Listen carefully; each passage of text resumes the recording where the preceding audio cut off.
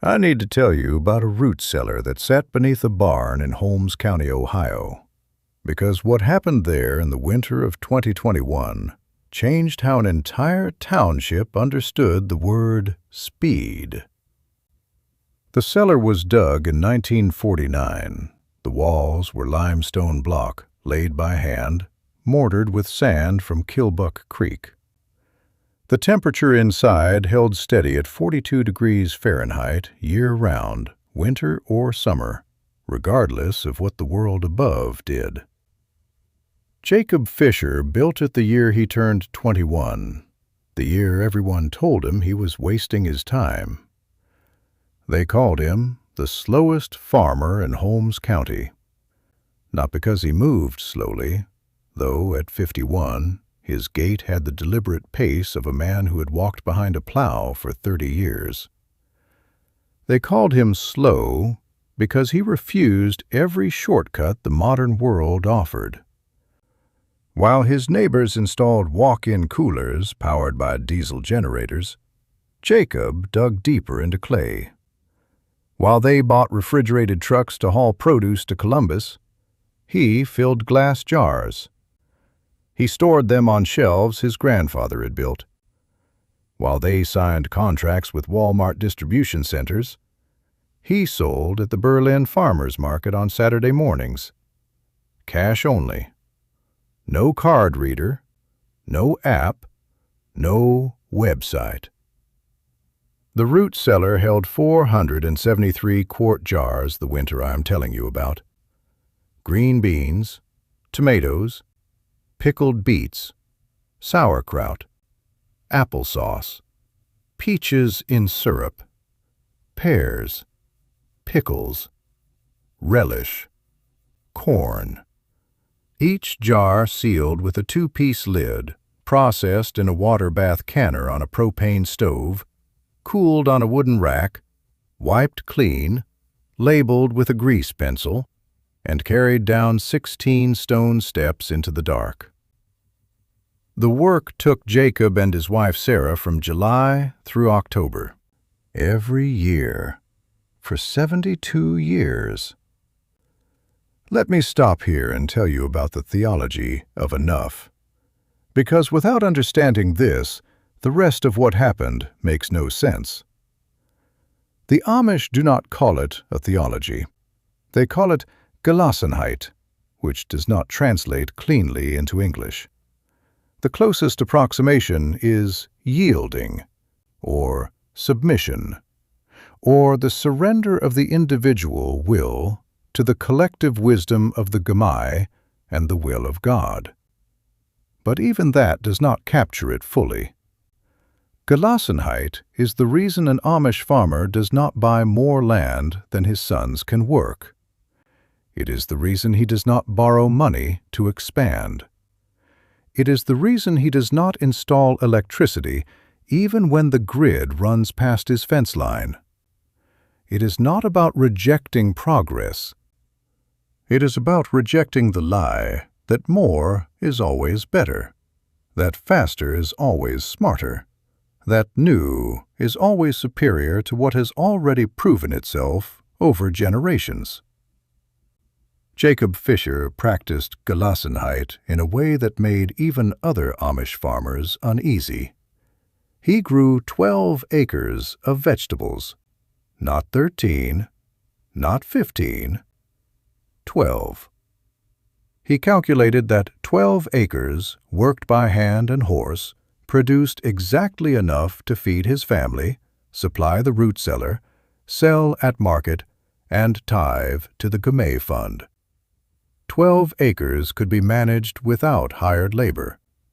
12 acres did not require him to borrow money for seed. 12 acres left time for him to serve as deacon, to help with barn raisings, to visit the sick. 12 acres was enough. His neighbors, Amish and English alike, did not see it that way. They saw waste. Jacob owned 80 acres. 68 of those acres sat in pasture and woodlot, growing nothing but grass and hickory trees. The English farmers said he was lazy. The Amish farmers said he lacked ambition. The real estate agents from Millersburg said he was sitting on a gold mine and should sell to developers. Jacob said nothing to any of them. He plowed his 12 acres every spring with a team of Percherons, the same way his father had, the same way his grandfather had. The horses were named Job and Jeremiah. They were 22 and 19 years old. They knew the field better than most men knew their own living rooms. Now let me tell you what happened in the winter of 2021, because this is where the story turns. On February 13th, a Saturday, a semi-truck jackknifed on Interstate 77 south of Canton. The truck was hauling frozen food from a distribution center in Cleveland to a grocery chain in West Virginia. The jackknife caused a chain reaction. 17 vehicles piled into each other over the course of 4 minutes. The highway closed. It stayed closed for 36 hours while crews cleared wreckage and treated the injured. That same afternoon, a winter storm moved in from the west. 12 inches of snow fell in Holmes County between Saturday night and Sunday morning. The roads did not clear until Tuesday. By Monday morning, every grocery store in Millersburg, Berlin, and Walnut Creek was out of fresh produce. The warehouses that supplied them were in Columbus and Cleveland, 100 miles north and west. The trucks that serviced those routes could not move. The storm had closed secondary roads across 3 counties. The distribution system that fed the township every single day of the year, the system that delivered lettuce from California and tomatoes from Mexico and apples from Washington, had stopped. Not slowed, stopped. By Tuesday, the bread was gone. By Wednesday, the milk was gone. The gas stations still had fuel, but the convenience stores attached to them had empty shelves. People began driving to Canton, to Akron, anywhere the highways were clear. They found the same thing: empty shelves. Delivery schedules pushed back 72 hours, then 96. The system was not broken. It was simply interrupted. But an interruption, it turned out, was enough. On Thursday morning, Jacob Fisher loaded his buggy with 30-quart jars, 10 jars of green beans, 10 jars of tomatoes, 10 jars of applesauce. He drove to the Berlin Farmers Market building, even though it was not Saturday, even though the market was not open. He set the jars on a folding table outside the front door. He put a hand-lettered sign next to them. The sign said, "Free. Take what you need." He went home. By noon, the jars were gone. By 2 in the afternoon, there were 14 buggies parked outside his barn. Let me pause here and explain something about food storage, because the science of what Jacob had been doing for 60 years is worth understanding. A sealed jar, properly processed, creates an anaerobic environment. Oxygen is driven out by heat during the canning process. As the jar cools, a vacuum seal forms.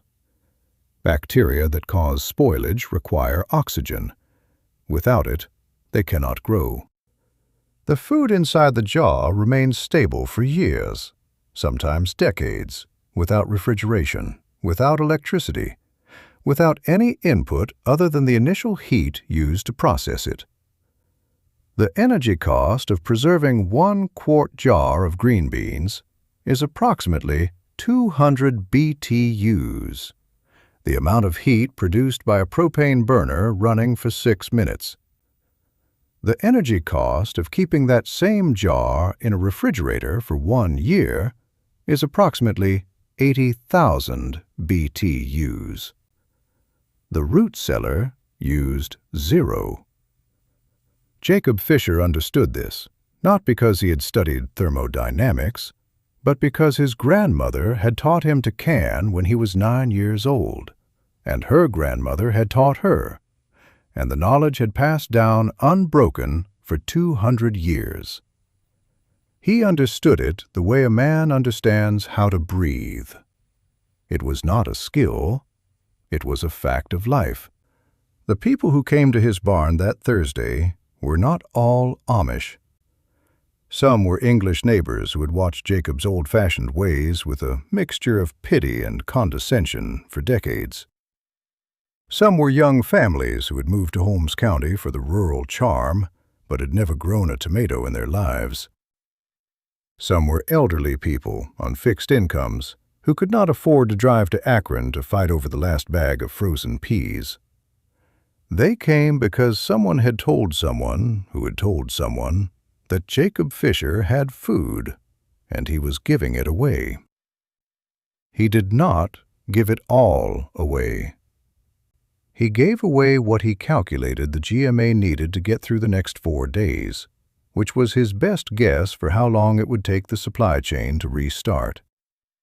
He gave away 90 jars on Thursday, 60 jars on Friday, 40 jars on Saturday. He kept 283 jars in the cellar. His wife, Sarah, asked him once, on Friday evening, whether he was certain they should give so much. He did not answer right away. He stood at the top of the cellar steps for a long time, looking down into the dark. Then he said the cellar had been built for this. She did not ask again. That night, after Sarah had gone to bed, Jacob went back down into the cellar. He carried the kerosene lantern. He counted the jars that remained. 283. He did the arithmetic in his head. 14 jars per week for his family. 36 weeks until the next harvest. 504 jars needed. He was 221 jars short. He stood there in the cold, in the smell of earth and stone, and calculated whether they could stretch it. Eat less. Can more wild greens in the spring. Buy flour and oats if they had to. It would work. It would have to work. He blew out the lantern and climbed back up the steps. By Sunday, the highways were clear. By Monday, the trucks were moving again. By Tuesday, the grocery stores had restocked. The crisis, if it could even be called that, was over. It had lasted 6 days. 6 days without fresh food. 6 days during which the entire township had been reminded that the system they depended on was more fragile than they had believed. 6 days during which the slowest farmer in Holmes County had fed more people than the fastest. But Jacob did not know yet whether he had given away too much. The cellar still held 283 jars. Spring was 4 months away. The calculation he had done in the dark stayed with him. He told no one about it, not even Sarah. He simply went back to work. Let me tell you what did not happen. Jacob Fisher did not go to the newspaper. He did not post on social media. He did not ask for recognition or reimbursement. He went back to his 12 acres. He mucked out the horse stalls. He repaired a section of fence that had been damaged by the weight of snow. He sharpened his plow blades in preparation for spring. He did what he had always done. But the township did not forget. In March, the Millersburg Town Council invited him to speak at a meeting about emergency preparedness. He declined. In April, a reporter from the Worcester Daily Record drove out to interview him. He answered 3 questions, all of them with fewer than 10 words, and then excused himself to feed the horses. The reporter left frustrated. In May, the local food co-op asked if he would teach a class on canning. He said his wife Sarah was better at teaching than he was. Sarah taught the class. 47 people attended. The co-op had to move it to the high school gymnasium to fit everyone. By June, something had shifted. 3 of Jacob's English neighbors asked if they could buy laying hens from him. 2 young Amish families asked if he would help them design root cellars. A man from Walnut Creek, someone Jacob had never met, showed up with a load of limestone block and asked if Jacob would teach him how to lay them properly. Jacob spent 4 Saturdays that summer teaching the man to mix mortar, to level a foundation, to set block in a running bond pattern. He did not charge for his time. The man tried to pay him. Jacob refused. The man left a check on the workbench in the barn. Jacob mailed it back. One afternoon in late June, Jacob was working in the barn when he heard a truck pull into the drive. He looked up. It was Dennis Yoder. Dennis owned the farm 3 miles east. He ran 200 acres of corn and soybeans. He had a John Deere 8R with GPS guidance and a grain bin that could be monitored from his phone. 10 years earlier, at the feed store, Dennis had said within earshot of 6 men that Jacob was wasting good land. Jacob had said nothing then. He said nothing now. He waited. Dennis got out of the truck. He walked into the barn. He stood there for a moment, looking at the floor. Then he said he had been thinking about what happened in February. He said his family had been down to cereal and canned soup by Monday. He said his wife had been scared. He said he had been scared too, though he had not admitted it at the time. He said he wanted to know if Jacob would show him how to build a root cellar. Not for him, he said. For his daughter. She was getting married in the fall. He wanted to give her something that would last. Jacob looked at him. Then he nodded. He said, Saturday morning. Dennis said he would be there. He got back in his truck and left. Jacob went back to work. He did not tell Sarah about it until that evening. When he did, she smiled. She did not say, I told you so. She did not say anything. She just smiled. Let me tell you about the root cellar now, because I want you to see it the way it actually is, not the way you might imagine it. The steps are steep. The walls are cool to the touch, even in August. The air smells like earth and stone and the faint sweetness of apples. The shelves are pine, unfinished, gray with age. The jars sit in rows, organized by type, labeled in Sarah's handwriting. The light comes from a single kerosene lantern that hangs from a hook near the door. There is no electricity. There is no ventilation fan. There is no dehumidifier. There is only the stone, the earth, and the food. It is not romantic. It is not picturesque. It is a hole in the ground that stays cold. But it works. It has worked for 60 years. It worked when the power grid failed during the ice storm of 1978. It worked when the propane delivery trucks could not get through during the blizzard of 1996. It worked in February of 2021 when the supply chain stopped. It will work the next time something breaks because nothing about it depends on anything outside of itself. Now let me ask you something, and I want you to think about this carefully. How many days of food do you have in your house right now that does not require refrigeration, that does not require electricity, that does not require any input from the outside world. 3 days? 5? 1?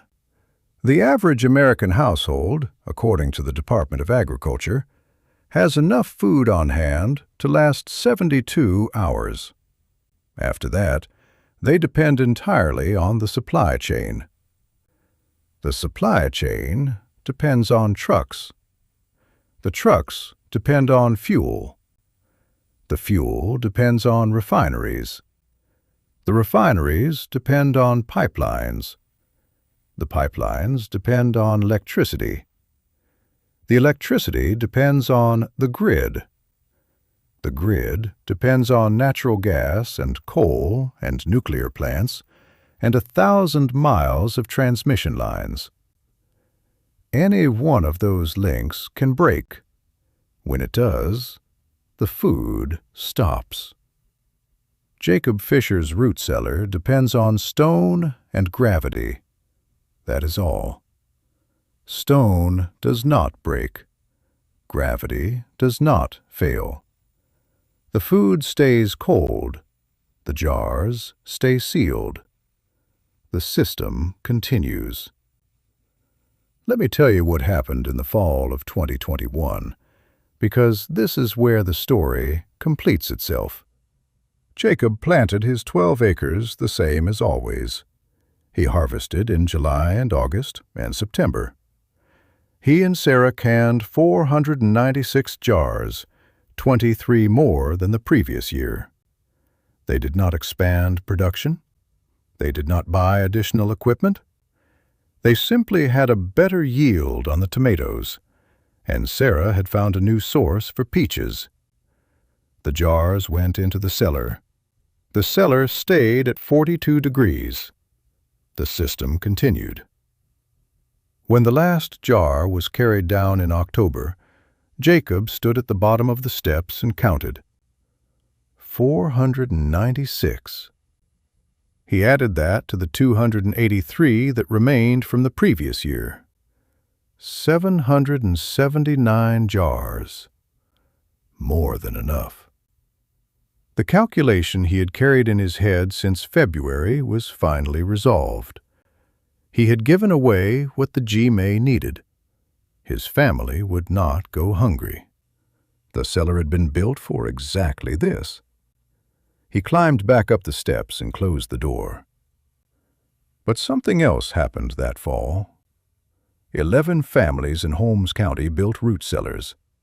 Not all of them were Amish. 2 were English families who had lived in the township for less than 5 years. 1 was a retired couple from Cleveland who had bought a farmhouse near Berlin. They hired an Amish crew to dig the cellar and lay the block. They bought canning equipment from Lehman's Hardware. They asked Sarah Fisher for advice on processing times and jar sizes. She gave it freely.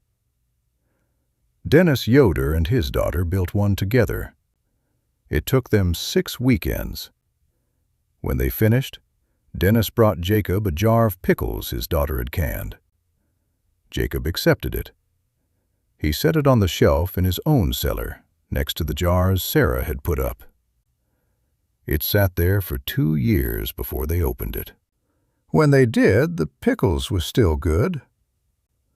By the end of the year, those 11 families had put up a combined total of approximately 2,000 jars. Green beans, tomatoes, applesauce, pickles, salsa, pie filling. The exact number does not matter. What matters is that 2,000 jars of food now sat in 11 cellars across the township. Food that did not depend on trucks or fuel or electricity or any fragile link in a chain that could break at any moment. 2,000 jars that would stay good for 5 years, 10 years, 20 years if the seals held.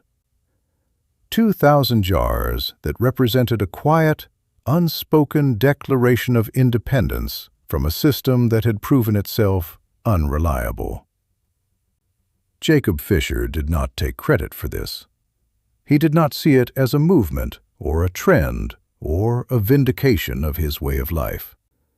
He saw it as people making reasonable decisions based on observable reality.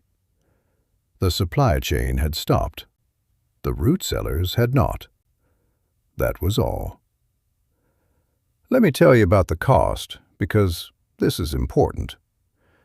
A root cellar, dug by hand, lined with limestone block, costs approximately $1,200 in materials, if you do the labor yourself. A walk-in cooler, installed and wired, costs $18,000. The cooler requires electricity. The electricity costs approximately $60 per month. Over 10 years, the cooler costs $25,200. Over 10 years, the root cellar costs $1,200. The cooler depends on the grid. The root cellar depends on nothing. Jacob Fisher had made that calculation in 1949, the year he dug the cellar. He had not made it with a pencil and paper. He had made it by watching his father, who had made it by watching his grandfather, who had made it by watching his great-grandfather. The knowledge was not written down, it was lived. And because it was lived, it survived. Now let me tell you what Jacob Fisher said when someone finally asked him directly why he had given away so much food during the storm. It was late summer, almost a year after the event. A young man from the food co-op, someone earnest and well-meaning, had driven out to the farm to ask. He wanted to write an article for the co-op newsletter. He wanted to tell the story. He asked Jacob why he had done it. Jacob was standing in the barn, oiling a harness. He did not look up. He said, "The cellar was full." The young man waited for more. There was no more. Jacob finished oiling the harness, hung it on a peg, and walked out to the field. The young man stood there for a moment, confused, then got in his car and drove away. He did not write the article. There was nothing to write. The cellar was full. That was the reason. That was the only reason. Let me explain what Jacob meant, because the answer is deeper than it sounds. The cellar was full. 473 jars. That was enough for his family for 1 year, with margin for guests and unexpected need. He had calculated that number decades ago. It had not changed. When the storm came, the cellar was full, which meant he had surplus. Surplus is not wealth. Surplus is responsibility. You do not hoard surplus. You share it. Not because you are generous, though generosity is a virtue. You share it because that is what surplus is for. It is a buffer against disaster, not just for you, but for everyone within reach. This is not charity. Charity implies that the giver is superior to the receiver, that the act of giving creates a debt of gratitude. What Jacob did was not charity. It was mutual aid. It was the recognition that the community survives together, or it does not survive at all. The cellar was full. The township was hungry. The equation was simple. Let me tell you what happened in the winter of 2022, because this is the epilogue. Another storm came through, not as severe as the one the year before, but severe enough. 8 inches of snow, roads closed for 2 days. The grocery stores did not run out of food this time, but the delivery schedules were delayed. People were nervous. They remembered the previous year. This time, no one came to Jacob Fisher's barn. They did not need to. The 11 families who had built root cellars opened them. They shared with their neighbors. The neighbors shared with their neighbors. The food moved through the gmei the way water moves through soil, quietly, without announcement, finding the places where it was needed. By the time the roads cleared, no one had gone hungry. No one had panicked. The system, the old system, the system that depended on stone and glass and the knowledge of how to preserve food, had worked. Jacob Fisher heard about this second-hand from his son, who had heard it from a cousin who had heard it at the feed store. He did not comment. He went back to his 12 acres. He hitched Job and Jeremiah to the plow. He turned the soil. Spring was coming. There was work to do. Let me tell you what is still there, because I want you to understand that this is not a story about the past. The root cellar is still there. The stone steps are still steep. The walls are still cool. The shelves are still full. Jacob Fisher is 73 now. His son Amos has taken over most of the field work. Amos plows the same 12 acres. He uses the same horses, though Job has been replaced by a younger Percheron named Joshua. The system continues. The 11 root cellars built in 2021 are still there. Some of them are still in use. Some have been abandoned, the families having moved away or lost interest, or decided that the work of canning was too much trouble. But some are still in use, and every year 1 or 2 more get built. Not many, just enough. The supply chain is still fragile. It has always been fragile. It will always be fragile. That is the nature of systems that depend on 1,000 interconnected parts, any one of which can fail. The root cellar is not fragile. It is stone. It is earth. It is the knowledge of how to put food in a jar and seal it so that it keeps. That knowledge is older than the United States. It is older than the Industrial Revolution. It is older than the idea that speed is the same thing as progress.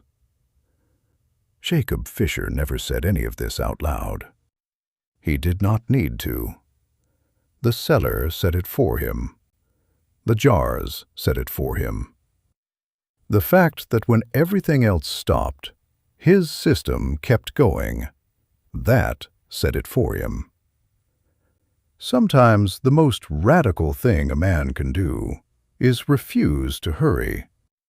Sometimes the tool that everyone calls obsolete is the only tool that works when the new ones fail. And sometimes a hole in the ground lined with stone, filled with jars, is worth more than all the refrigerated trucks in the world. Jacob Fisher dug that hole in 1949. He filled it every year for 72 years. In the winter of 2021, when the supply chain collapsed, it fed the whole township. Not because Jacob was a hero, not because he was smarter than everyone else, but because the cellar was full, and because he understood that full is not the same as more. Full is enough. And enough, it turns out, is everything. The root cellar is still there. The stone is still cool. The jars are still sealed. The system continues. That is the story.